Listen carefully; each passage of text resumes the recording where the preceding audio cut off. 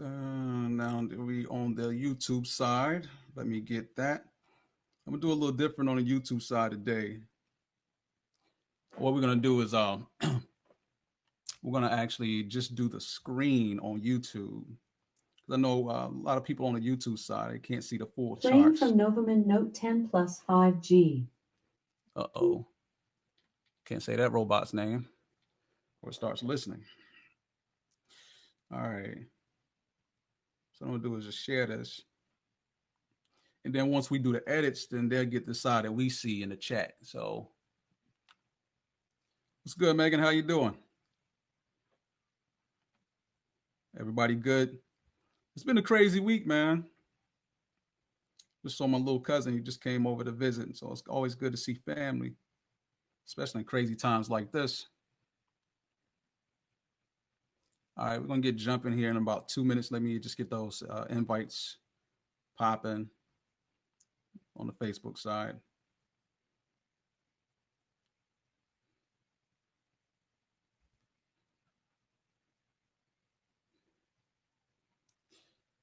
Yeah,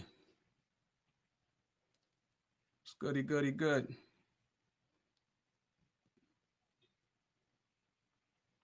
But it's been some beautiful weather though. Beautiful weather, crazy times,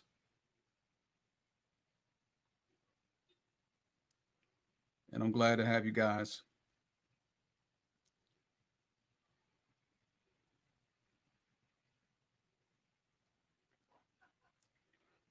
All right, so I got all the invites out the way.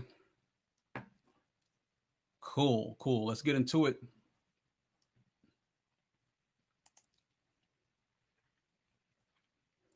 All right, all right. So, welcome to Game Plan Sunday. Today is May 31st, 2020, the last day of the month as we enter the first of the month for June.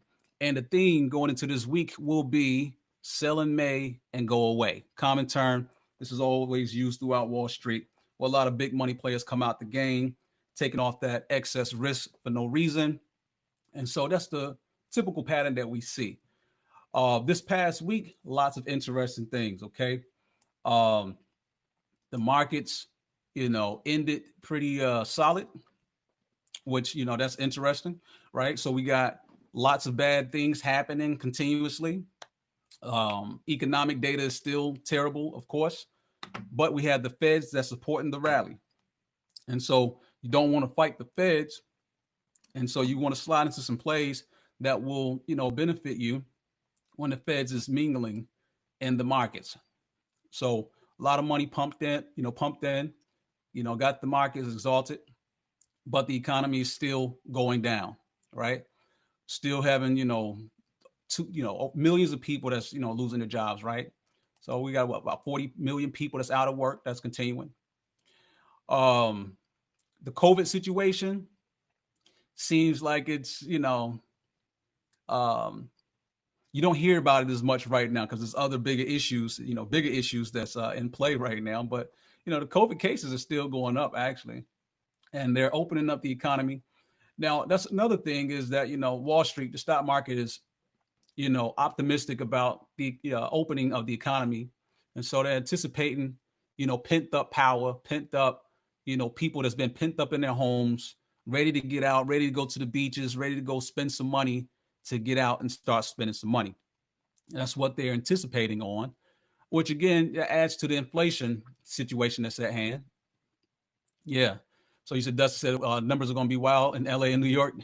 Hey man, it's crazy right now, but you don't hear many people talking about it, because we have bigger issues at play right now. So that's interesting. So COVID not really, taking up a lot of the news space last week.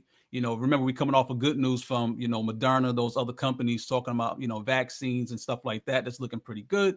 So that's got Wall Street a little, uppity, about things as well, upbeat.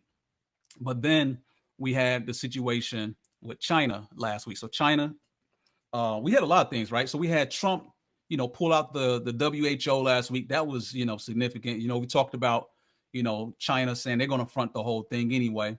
Trump just got fed up and just said he just pulled out. So that was, significant. And then he said he was going to talk about what he was going to do with China. Now, I didn't catch the meeting. I don't know if any of you guys caught the meeting, but I haven't seen anything in the news headlines that, came about it. In fact, the markets were selling off on Friday. But then they came back after whatever he, had to do, whatever he said he had to do, because whatever he said he did, it wasn't significant anyway. I think what the market is anticipating is he's going to completely scrap the trade deal. But I think at this point we can pretty much, deduce that trade deal isn't going to come into fruition anyway. So, I've been saying that for the longest anyway. When they first signed it back in January, the markets was, piling up off of the phase one of a 4-part trade deal. So you don't even have a real trade deal in the first place. And the thing that I said, if you go back on those videos, I was saying, will the U.S. or China even, uphold their end of the deal, right? And as you guys can see, that's not happening. And I think that's going to get worse. A lot of things are getting worse with that whole China-U.S. situation. Hong Kong was, at the headlines, the U.S. meddling into China's business. They don't like that. And then, we have, our own issues in our backyard where we have riots right now. And these riots are really, really terrible right now. And, Trump is in a very tough situation. We'll go over some of that here in a few. But I think that he definitely needs to be very careful. Okay. He needs to be very careful because things are really, really sensitive right now. All right. So and then Trump also got into some beef with Twitter, right? They was fact checking him. He immediately responded. His rebuttal was sign an executive order. And he has repercussions for him. Mark Zuckerberg, he already knew what time it was, so he tried to, do some smooth talking, like, oh yeah, we shouldn't do this, that, and the third. But hey, all of them got to get it, all of them got to get it. So, those companies, I think that, they're not in a good position with more government oversight, right? Um, so those are all the excitement over the last week. Now we did have a holiday week, which was a short week. We had a 4-day week, so you did have some pent up monies, from that came rushing into the markets. So all of that was pretty interesting, right? So taking a look here at the S&P 500, this is where we are right now. All right, so we zoom in on this here, and the chart itself. Let's see. All right, so we came off this bounce, right? That was clear support. We had a buy trigger right up in here. Price has, moved up to the 200 moving average. This was the resistance level, and it's popped above it, but it's coming back down. Okay, we have a sell trigger right here on the the ready aim fire or your RSI, whatever you're using. So we're seeing that the markets are overbought, right? That rally, this was the money maker. So you remember we talk about sell in May and go away. That's what the big boys normally do. They done made their money. And so expectation is for this thing to turn back around, but we still may have some play in the market. So what I'm looking at, again, we got, a sell trigger in here, but it doesn't mean that we're going to, doesn't mean that you need to be shorting. Okay. Because, the new trend is still intact. Okay. What you want to watch out for is see if the price will hold the 200 moving average. And if not, if it breaches and it goes back down, then you'll be looking at that kind of move, right? So it's like this zigzag play, right? Just on a bigger time frame. That's what I'm actually expecting. But we have to play what the market is going to give us. That doesn't mean that's what the market is going to, do. So the market is going to try everything it can to be positive about whatever, right? The Feds or whatever they're doing. So with that being said, I do have a target.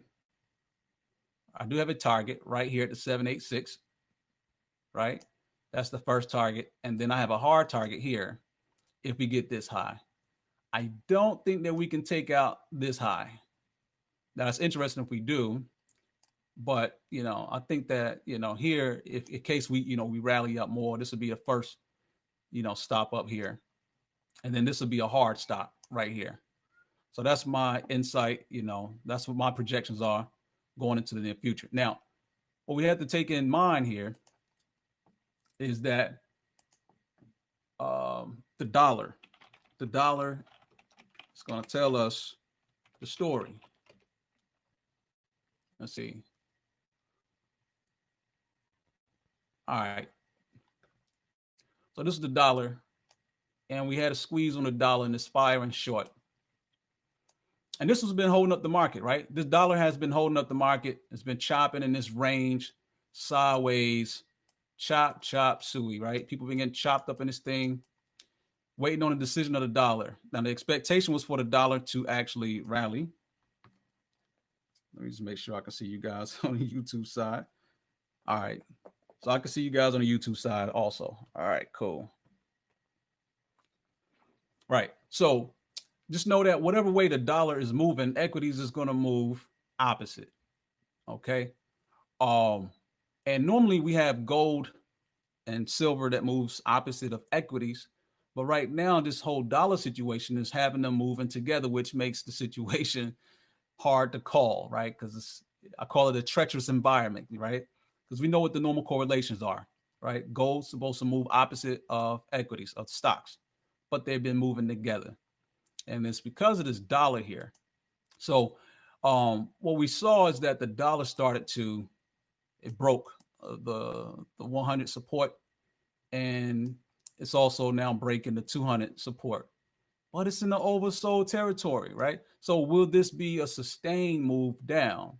It definitely needs to come down, right? Definitely needs to come back down. But I don't know if we're going to actually move that far down. I don't really see it yet. We do need to we need to completely break this 200. Okay, we need to completely break this 200 zone where we're at right now. So again, make sure that we keep focus on the dollar situation. As this goes down, this is going to be good for gold and silver. So, which brings me into gold and silver. Let's see.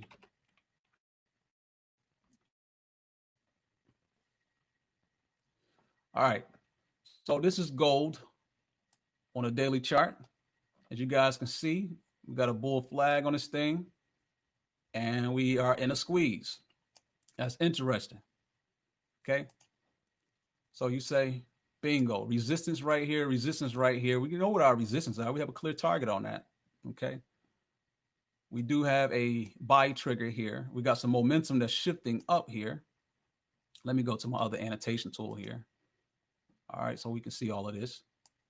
Bingo, resistance, resistance. We know where that zone is at. All right. We have a buy trigger here, and we see the momentum shifting up. We're in a squeeze, and momentum is shifting up. Trend is starting to shift up. So I'm still bullish on gold and silver. Of course, we got a buy trigger way back here, and it's been doing good.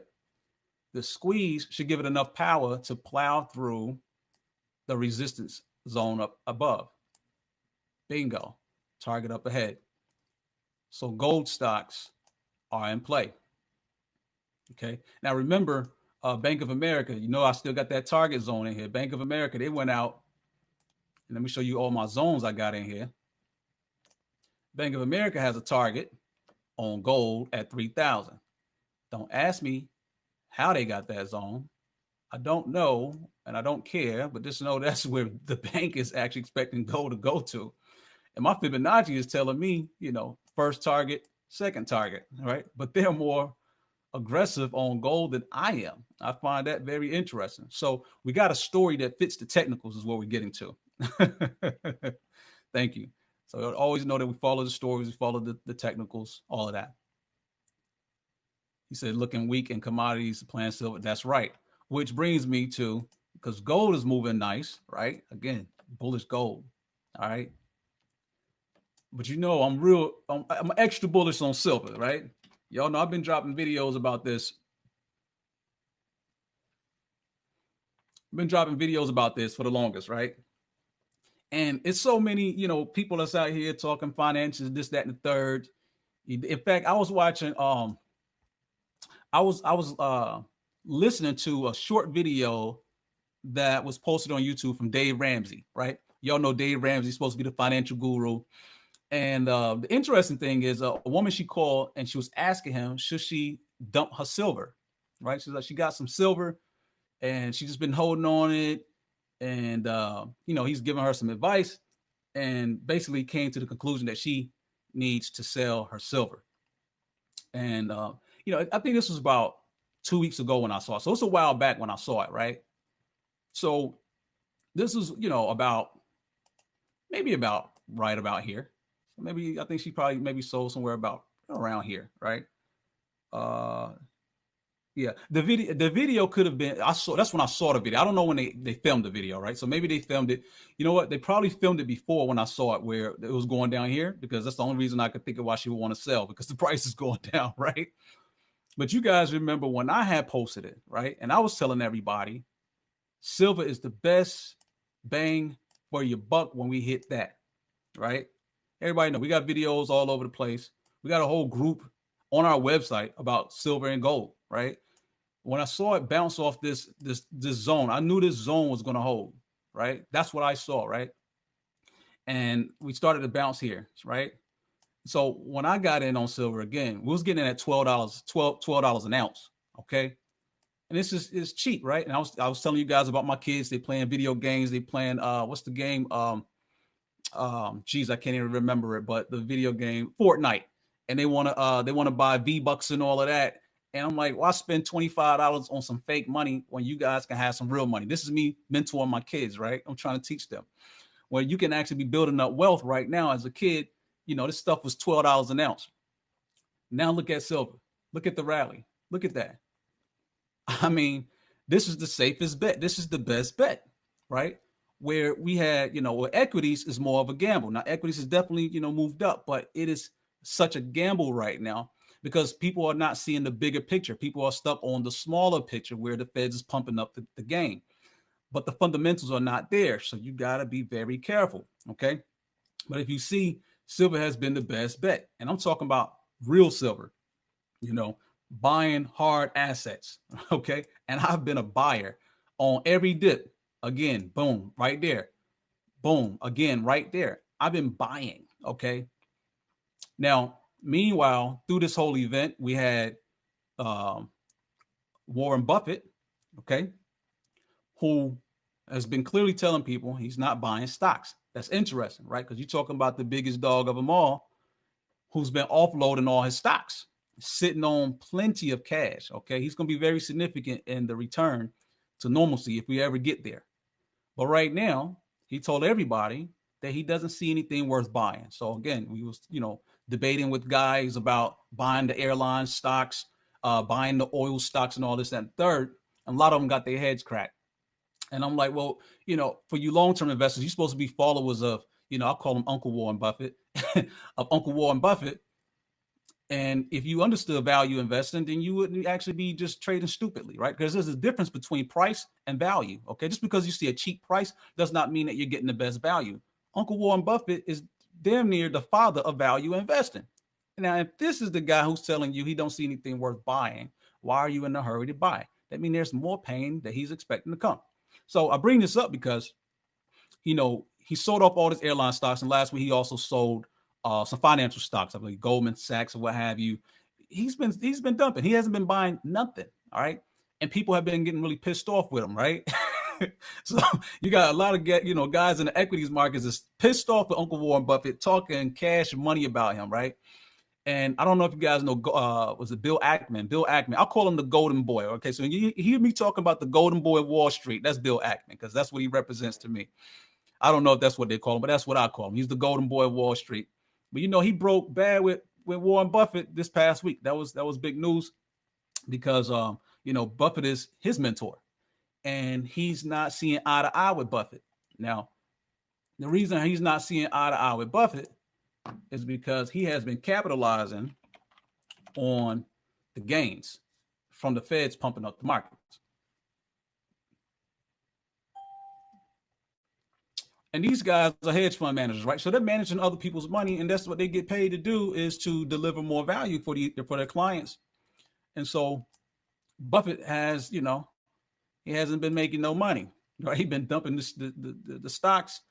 He made some mistakes with buying the airline stocks in the first place. They're not happy with it. But the Golden Boy, he made, when the whole thing popped off, we were talking about it, right? He was on Twitter, he was crying and everything, and his analyst was running all the models on the COVID situation, blah, blah, blah. But he went in and he played traded some options and he made some money. He made a couple of billions. And Golden Boy, he's been benefiting, off of all of this. So his people are like, man, F Buffett, you the dude, you the god. Go ahead and do what you do with our money because that's what you've been doing. So that's interesting because you get that split behavior on Wall Street where you have the old school guys, they're gonna take the Buffett, the Buffett way, which is the value side, and then the new school, they these guys are real arrogant pricks, right? They trying to get that money. They don't care. That's what the Golden Boy represents. Now, the danger in this is that for me, because I listened to the shareholder meetings, I heard everything that Warren Buffett was saying, and he's not optimistic about the future of the equities world. He does believe that the U.S. is going to pull through, which that's some optimism, right? But he said he don't see anything worth buying. And if you guys probably don't even know about the Buffett indicator, he has an indicator called a Buffett indicator where he's measuring the GDP versus the stocks here, and his indicator basically let him know if things are overvalued. So his indicator, which is Warren Buffett's indicator, is showing that the stocks are overpriced. And remember, the key to value investing is that you're trying to buy dollars for 50 cents. You don't want to be buying these companies at highs and they can't produce, right? This is really high from off of this low, where these companies, Buffett doesn't see them producing enough value to get their stocks up that high. He don't see it. He don't see it. So, you know, uh, doesn't mean that you should follow everybody, but just keep that in mind. That's the mindset across Wall Street right now, right? So you have a break, with that. So Golden Boy is breaking, he's making money. So again, you can make money, but when the pain comes, we don't know if this is the beginning of the pain. This could be. I don't know, right? I don't want to short it right here though. Okay. But that's what we could be seeing, right? Right now, we're seeing equities is down right now, slightly. They're not down too bad, but they're down, right? We got the Russell down, the NASDAQ down, the Russell, the Dow Jones and all that down. But gold and silver, all of that is up. Bonds is an interesting scenario as well, because with bonds, if we take a look at the 10-year, let's see. If we take a look at the 10-year, we see that it's been squeezed, compressed. Bonds has been compressed, moving sideways for a very long time. And I think a lot of this had to do with the dollar, right? So at the 786 on my Fibonacci, you see that the price never cleared. It's been compressing and compressing, compressing all up in here. And, we have a buy trigger right here. We have two of those, right? And then we have a squeeze right here. And excuse me, what the expectation is, because we're looking at the faster pieces on the stochastics, that they're moving up. Although this has been moving down, the price hasn't been moving. That's been moving sideways. And with the squeeze in here, what I'm expecting is for this to shift up. Okay. So just like last week, still focused, with the bonds, you play the TLT, still bullish on that, bullish on silver and gold. As far as the equity side go, you see I got my sector view over here. We have a squeeze on XLV. So anything popping off on equity side as far as bullish moves go, I'm looking at healthcare. Not my favorite sector, but again, you got to play what the markets give you, right? Okay. You guys can see this. All right. So we got some resistance right up here at this zone, but that's from the bigger swing. Okay. This is the resistance that we are at right now. Okay. And we're trying to see if this thing is going to clear it, which it looked like it's going to do that. Okay. Got some buy triggers down here. We got some shifting momentum here. We have a squeeze here, and the trend is moving up. All of that says bullish to me. Okay. So I'm expecting for this to move up. Okay. So this is a bullish play there on healthcare. And let me see, from this swing up here, we're looking at about $110 target, somewhere around there. 105 is the first zone, and about 110, I think, is from that swing here. Somewhere about 110, 108, somewhere in that zone. So that's the targets I'm looking for that. But I do like this to play in the whole sector itself. You can take in the dial in on individual names, but I actually like the whole sector itself. You know, next one will be XLP. I mean, you can see the flag right there, right in front of your face, and bingo. That's the way that pattern plays out. Buy trigger right there. Got a squeeze right here. Of course, the trend of momentum and everything else is up. So I do expect this to go up. Now we do have to clear the $60 target right here. Okay. In order for us to plow through and hit our extensions on the Fibonacci. So, just keep that in mind. But I do like all of that to the positive side. All right. And let's see. So that's everything that I'm pretty much looking at right now. What's coming down the pipeline this week? Monday, we got the ISM numbers, PMI numbers, basically, which they're normally always bad. But, bad news is good news these days. So nobody really cares. But that's all bad. So I think that's going to be more bad news for that. Tuesday, let's see. What do you have? Nothing really substantial, I don't believe. Wednesday, we got the ADP number. So Wednesday is going to be a big day. We got the ADP, job numbers. We got the non-manufacturing ISM numbers coming out. And the ECB is going to be announcing their monetary policy. And I believe that the expectation is for them to remain the same. We have the Department of Labor reports unemployment claims. They're continuing to go. And Topaz said he laid everybody off. That's not even funny, man, because it's real life, But yeah, that's what they're doing and laying off, and that's crazy because those layoffs are going to go into the layoff numbers that they're going to be reporting on Thursday, right? But Wall Street is acting in excitement because we're not having as many people that's applying, so the numbers are slowing down, basically the momentum of the job loss. However, it's still over 40 million people out of work. This is still terrible times. Remember, I told you guys last year, when we was preparing for this, right, when we wrote all the articles and we was buying gold and all this other stuff, we was saying, hey, I was telling people, hey, the good times are over, you better start preparing. Okay. So for those who haven't prepared, it's your fault. The message has been out there. The message is free. Share the videos. What else? Friday, we got the BLS numbers, from the job reports. Economists are forecasting drop. They're expecting for it to be worse. So this is from April numbers, April numbers. They're expecting it to be worse. And then we get the Chicago PMI numbers also. So that's what to expect coming this week. I think Wednesday, we're going to see a lot of action there. But yeah, so, that's what I'm seeing on the pipeline. Now, this is interesting, okay? So I'm going to go ahead and go over to the spill, and I'll take a look at a couple of stocks from you guys here. But I just want to say this because we're at a very interesting time, all right? We're at a time, and I've been talking about this over and over again. I've been telling you guys about the war of the haves versus the have-nots. This is all in my the framework for my studies in economics and all this stuff. And, a lot of stock traders don't know this stuff, right? It's just one-sided. A lot of stock traders are dumbasses, let's be honest. Dumbasses can make money too, right? But for those who really want to study and master the game, you find these things, right? And what we've been learning here is that, this time that we're going through is not unique in a sense that, we have depressions and recessions over and over again. We have these cycles. And in these cycles, economics and politics, they go together. You can't separate the two, right?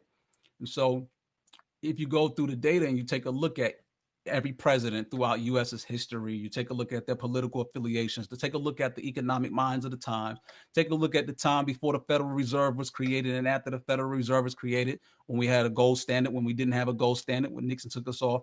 You take a look at all these things, you can see how all of this has been shaping up, right?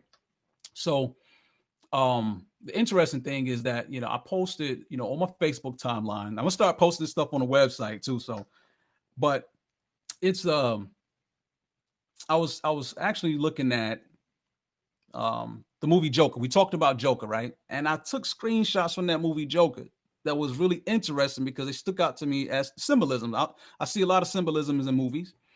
And the interesting thing is because I study about the have and the have-nots, the war, the rich versus the poor. But that movie had all the symbolisms of the rich versus the poor all in it, right? That's what the whole movie's about. And they had killed the rich. There was riots. You had, I took pictures, where you could see the police fighting with the citizens, and the citizens were saying that we're all clowns and this, that, and the third. Was a lot of like anarchists, right? And where the bad guys become the good guys, right? Where the Joker, that's how the Joker was celebrated, right? Shot a guy, blew his head off right on TV, but he was hurt. He had pent up pain that was coming out. And one of the things with economics and the economic minds who run the company, you got to understand the Federal Reserve has a mandate of maximum employment. That is their job to make sure that we keep maximum employment. Why is that their job? It's because when you have more unemployment, you have more crime. And then you have, riots and revolutions that come from that. And so they always try to engineer the situation. And that's what we're seeing all the printing of money coming from. I was just listening to an interview from Jerome Powell earlier today. And he was, expressing why, they're printing all this money and stuff. Now he said that the rich people ain't even really that impacted. He said, somebody asked him about is this impacting the wealth gap, and he said absolutely not. He said when they looked at the data, he said what they discovered is that people that make under $40,000 a year are the most impacted people because they're losing their jobs. So he feel like it's important that they print all this money and give it to these employers so that these employers can hire these employees back, right? And so they can keep their company up and running. But as you guys can see, employers are having issues with getting their people back to work, and a lot of those jobs are never going to come back in the first place. A lot of those companies are going to shut down in the first place. And those companies, a lot of them were shut down at the government's hand, right, over COVID. So, they're in a very, very, sticky situation here. And when you have Trump at the forefront with a war against China, where countries around the world are having to pick and choose also because China supply the whole world with goods, that they produce.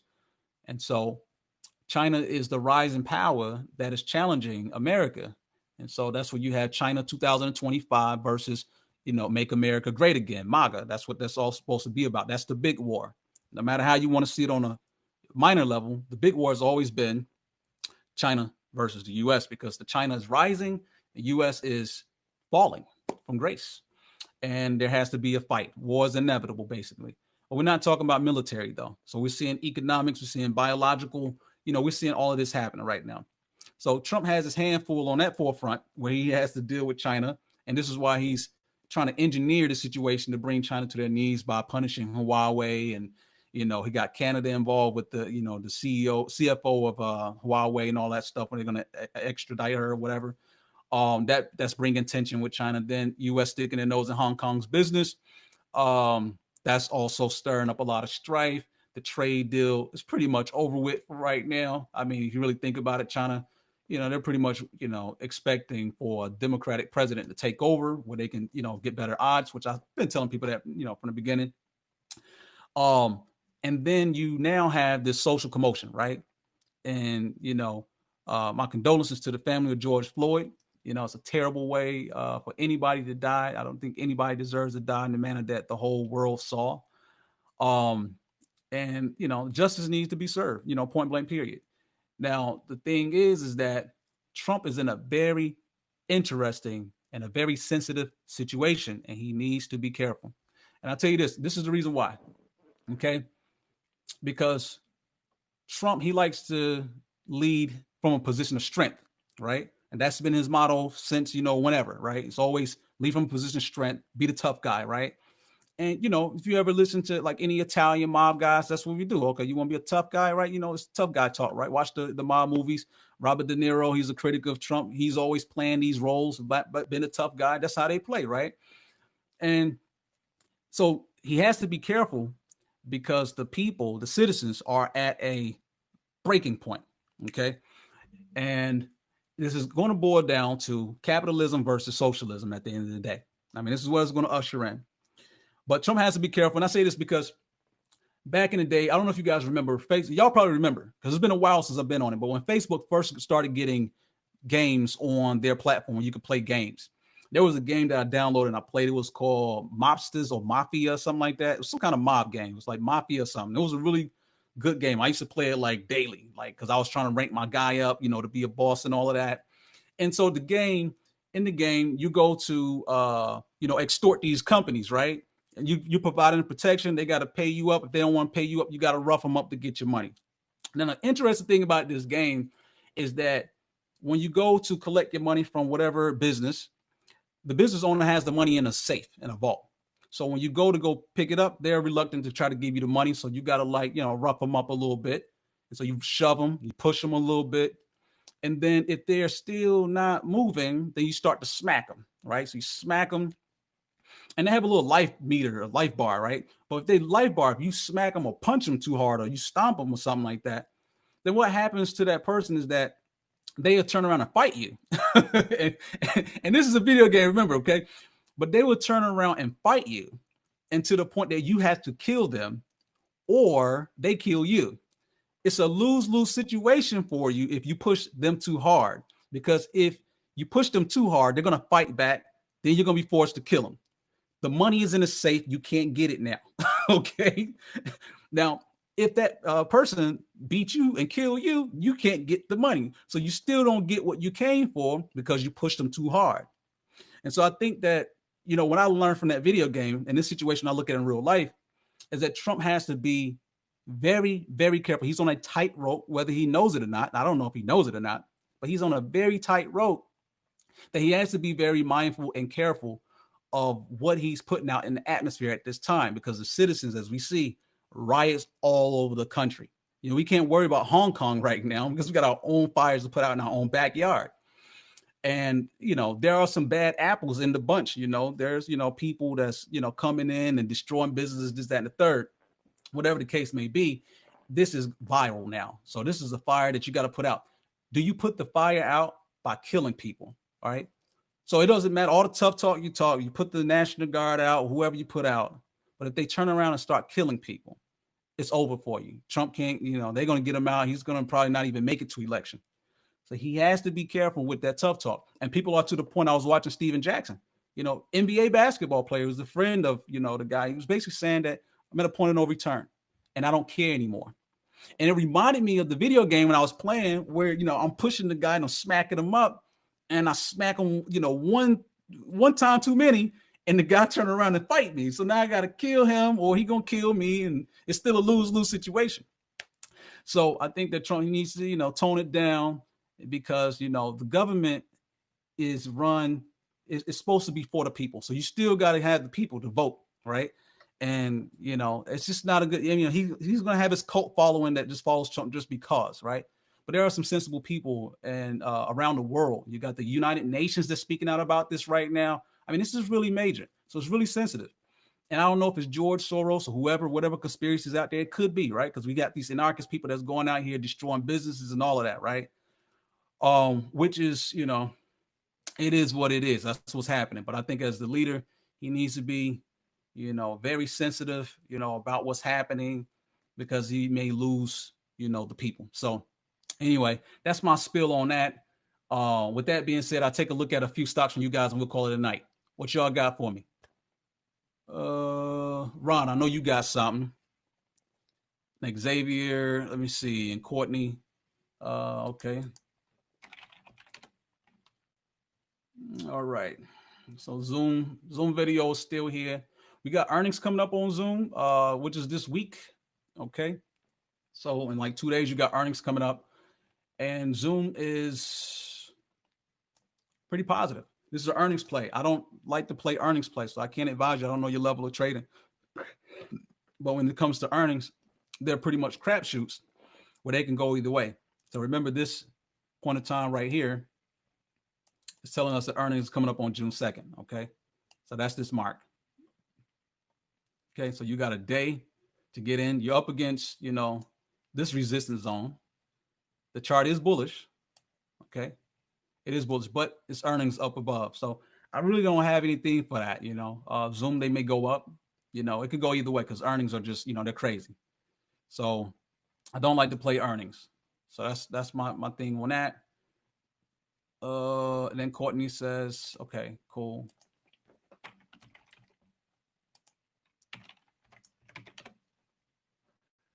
DraftKings. I really don't have a lot of data to come off of on this one here. If you guys can see, it's really not a lot of data here. But just taking a look at the chart itself, you know, the stock price is up. The key to investing is buy low, sell high. Do you want to be the person to buy it at a high? All right. I like to see meaningful pullbacks, and then we buy on the pullback, right? So if you see it's rising, you know, you see it say back here, you see it rise, let it come back, let it marinate, right? Then you see it come back in here, clear that, then you get in and ride a wave. Because what happens here is at the tops, man, you get profit taken, right, at these highs. So I don't have meaningful data to really do a full assessment on this one here because we don't, of course, the chart is not, it's a new stock here, but I wouldn't want to buy it at this high.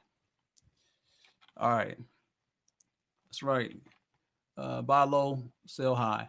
Oh, and another thing, Umar just reminded me. Yeah, so we had the whole space situation with Elon Musk, you know, and his company, SpaceX, launching human astronauts to the International Space Station. You guys know I've been following that type of stuff for a while, with NASA and all of that. And America's been hitchhiking flights to the International Space Station with, Russia for years. We're supposed to be enemies. I just find that hysterical that we still depend on our enemies and do work with them, but we're supposed to be enemies, right? Anyway, but Elon Musk, he has the keys of transportation. Basically, as you guys can see, he's the beneficiary of all this. He's, he got, cars. He has the underground tunnels. He's got space. I mean, this guy's controlling. He's going to be controlling pretty much everything, dealing with transportation, right? And he's, these space companies, um, like Northrop Grumman and Boeing and all these big boy companies, they've been doing space, longer than we've been alive. And here you get this young whippersnapper, Elon Musk, with all this technology that comes out and start doing space better than they have. The funny thing is, if you follow him on Twitter, he be beefing with them, right? Like Elon be extra petty. If y'all don't like Trump on Twitter because Trump be talking crazy, Elon be on Twitter talking crazy too, but he be talking like crazy to them because he's competing to get these contracts. You got to understand, SpaceX, Tesla finally went positive this year. I mean, his companies, they blow through cash, and SpaceX is another one. But the key is to get the government, taxpayer dollars to fund your company, to fund all these things that you have in your imagination. And that's what he's competing for. So it's contract business. American taxpayers are going to be paying for SpaceX to do it. And, I wish all is well with, the astronauts and that they have, a safe return and that things are not disastrous. Even Elon himself is saying that he's worried about that, but, it is what it is. So space, I, this is Virgin Galactic. This is, Sir Richard, and I think that he's at the bottom of the list when it comes to this. You got a lot of other guys like Jeff Bezos. Also, these are the tech guys that's involved in space now, trying to compete to get the contracts from the government to fund their companies, right? So, this could be something where they all may rally. In fact, the defense stocks, they were rallying last week, right? So this company may rally off of it. That is an interesting thing because even through the midst of all the riots, you had Trump that's trying to make history, and he got to make he's Hollywood. He's always been Hollywood, so he know how to frame things up, and that was his whole point of view of being a part of all of that, so he can have something under his belt to say that, hey, we bringing power back to America with space and this, that, and the third. I just truly don't believe that Americans give a damn about space right now. How can you care about space right now? You got, you don't even know if you're going to live a year from now. You got a coronavirus that's on you. You got riots. In fact, if you take a look at the gun stocks, that's what you need to be looking at, is the gun stocks. Forget the space stocks, all right? But gun stocks, you go try to go try to buy a gun. You can buy a gun, but it's going to be like a 22, right? And they're going to overcharge you for it. But all the good guns are sold out, right? And I've been seeing this, since January when I came back from the mountains. Before we went to the mountains, right? That's what we were talking about, right? I was seeing my Jewish friends, I seen all these guys, they was preparing. I'm like, what the hell are people preparing for, right? I know I've been studying stuff, but I'm seeing people buying guns And this is January. All the guns sold out. I couldn't even get ammunition, right? I'm loaded now, stock and loaded, but you had to have stuff on back order. So guns and ammo sold out all around the US. So if you can get some, you better get you some, right? Because I don't know what people are preparing for, but if you obviously need guns and ammo, even survival kits, I mean, all this stuff is sold out. People are preparing for, you know, chaos to continue. So just be careful. Um, but this stock here, it's a bullish stock, but you know, I don't really have faith in that. Trump's, again, it really all depends on Trump winning 2020 election. Why? Because Trump restarted the program. Remember, Obama cut the program. And my personal opinion that, I think that's a waste of taxpayer dollars. You got people down here who don't have clean water. Why are we talking about spending all this billions of dollars that NASA get every year? Has some guys on some space fantasy stuff on the moon. We don't care about that, right? Most people don't, right? But Joe Biden wins, then the Democrats probably more than likely probably try to cut the program again. So again, this is on hopes that you have a Trump 2020 victory, because if Trump wins, then he can allocate more dollars towards these programs. And these guys like, Virgin Galactic and all of them, they get to be the beneficiaries of these contracts to do these space missions or whatever. So, again, I think it's bullish, but, I don't, it's not my thing. ATVI, Activision. No squeeze, but a strong trend. Okay, Activision. All right, so it looked like Activision has already hit its objective here. And we take a look at from this swing up, made it to the 786, never cleared, and faltered down here, bounced off the 50, came back up to our 9 moving average, hasn't cleared yet. Need to see if it's going to clear. Now, I do have a strong sell trigger here. I got a sell trigger. It's not a strong, but it is a sell trigger. And so for me, I can't play this on the long side until that trigger is been breached, right? Because sometimes we get some false signals, okay? But because that's there, I don't have any faith of that to the long side. However, it can, go long, but I don't have a signal that's telling me to do so. It is bullish, but maybe it can come back some more. I don't know. My trend is down. My momentum is down. On a faster cast is coming up here. So that makes it interesting, a little conflicted. And that's, based off of this bounce. But just looking at this part of it, I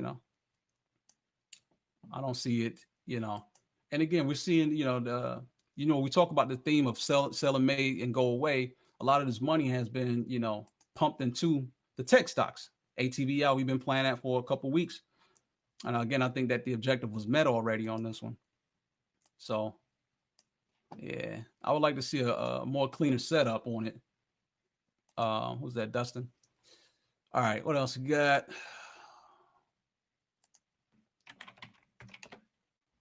Tyson's Food.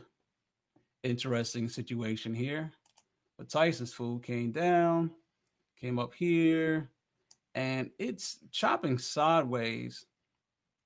Interesting thing is that you have resistance up above, but even the sideways move doesn't look like it's going to hold, Looking at it being damn near overbought territory at the sideways. So this could come back down here. Now, Tyson's Food, this is one of those companies that's been having issues with the COVID situation, right? I don't know if it's Tyson's. A lot of these meat companies been having issues with the COVID situation. They're having to lay off people, people getting the virus. I think it's Tyson is one of them. I know it's like Smithfield is one. Either way, things are not looking good for these meat companies. And in fact, we're seeing inflation in food prices right now. I believe that food prices are like 50% higher. And, with meat, that's where most of the inflation is at for people that eat meat. Seeing prices elevated there. So, yeah, I mean, I don't like this to the long side. The story doesn't match for me. It is under its moving averages. If it does move, positive, this 100 moving average is going to be a resistance zone. Yeah, that's right. And it's got a dividend payout coming up too. That usually a volatile event or not? Not really. But with this situation now, a lot of companies are cutting dividends. So, you know, It's interesting. What else? SLV.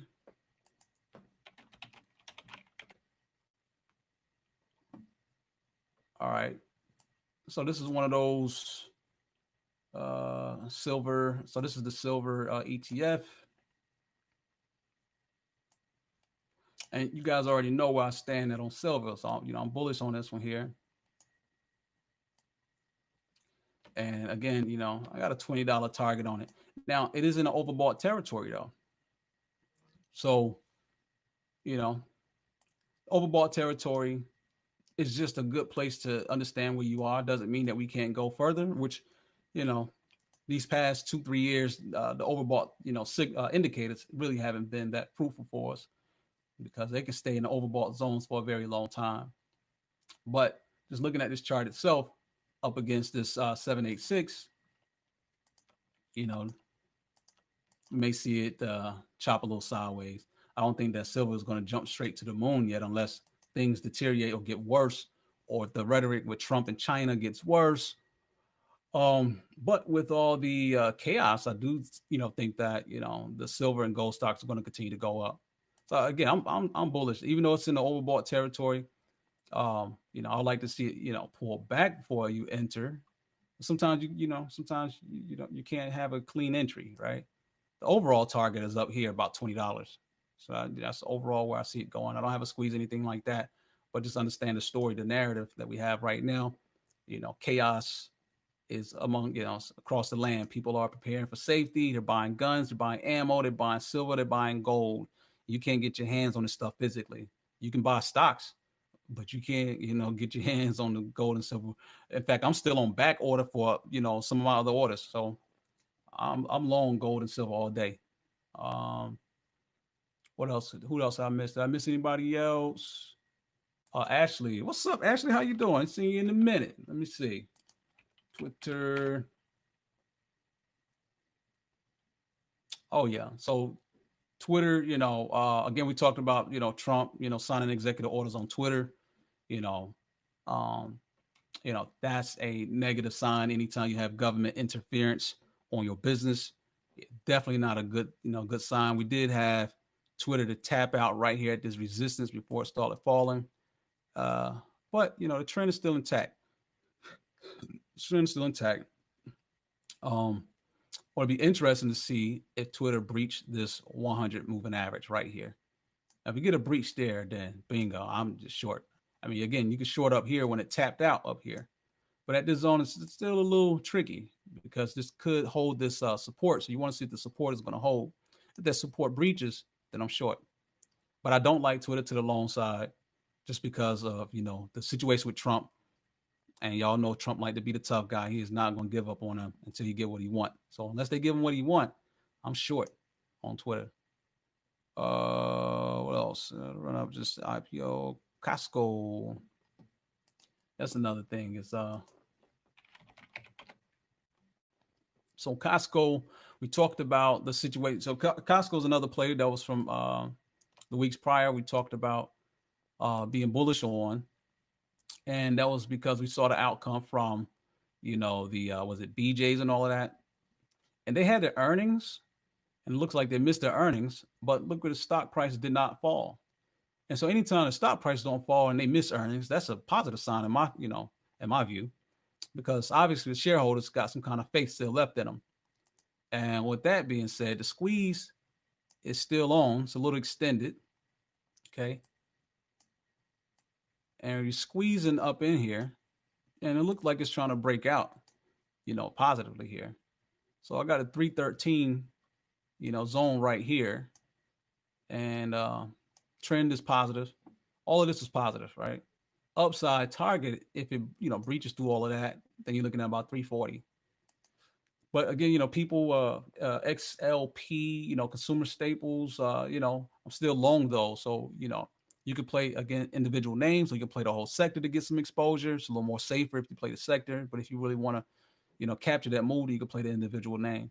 I'm bullish on this one here. BJ's had a nice pop. Target may be in a difficult situation. We're seeing targets, being shut down across the country. I don't know what that's looking like, but I don't want to be involved in that. But Costco looks like they're positive. Okay. And with that being said, make sure that you guys, if you guys are new joining, make sure you get the link to download the book. That's free. This is the options, intro to options trading book. It's free. We drop the link in there. You can download it, check it out. Make sure you guys check the website out. For the members on the website, know that I've been working. Um, in fact, I've been extra working. I've been working a lot since COVID, more than I normally do. Right? I've been so busy taking out. I think I leave the house more than I ever had before. All right. But I normally try to order more things. You know, but I'm still busy, and then all the chaos and all this other stuff. You know, my spidey senses be going off, so sometimes it's a little difficult to even stay asleep. So I'm really really busy, but and I have family. I got a teenage daughter that's graduating and things like that.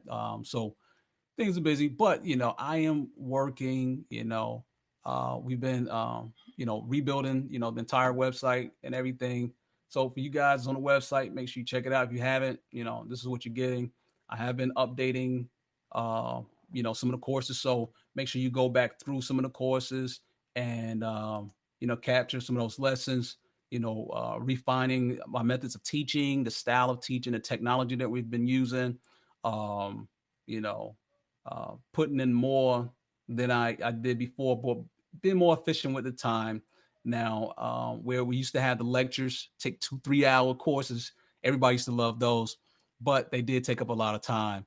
And so now, the courses we have now, they're about 20 20 minutes, 10 20 minutes long. They're really short. You can really get through it much faster now. And I will continue to build. And my my expectation is to get through it much faster, but because I have family, you know, and things, it does interrupt with the time. But just know that I'm working every day though. So every day, just make sure you come back, check on the courses, go through them. Some of the things, if you went through the old stuff, the old material, go back and catch the new material, where you can get, all the good news and all the good stuff in here. So yeah, I just want to make sure that you guys know that we're working on this, and make sure that, if you're on the website, send me a shout out, connect with me. Um, you have your timeline and all of that, post your pictures. And you can also invite others to the website. Look at Ron, look at OG Ron. So he was over here dropping all right here on the website. See, you got your own space. So you can do the same thing you do on Facebook. We're trying to transition from the Facebook side onto our own website where we control everything here. But just remember, you can also invite people. You can go to email invites on the site, drop in the email, invite your friends. All you do is put their name and the email in here, and you can invite them to the website. So definitely encourage you guys to take advantage of that. Any feedback, let me know. Okay. With that being said, we're gonna call it a night. I'll catch you guys in the market this week. Peace.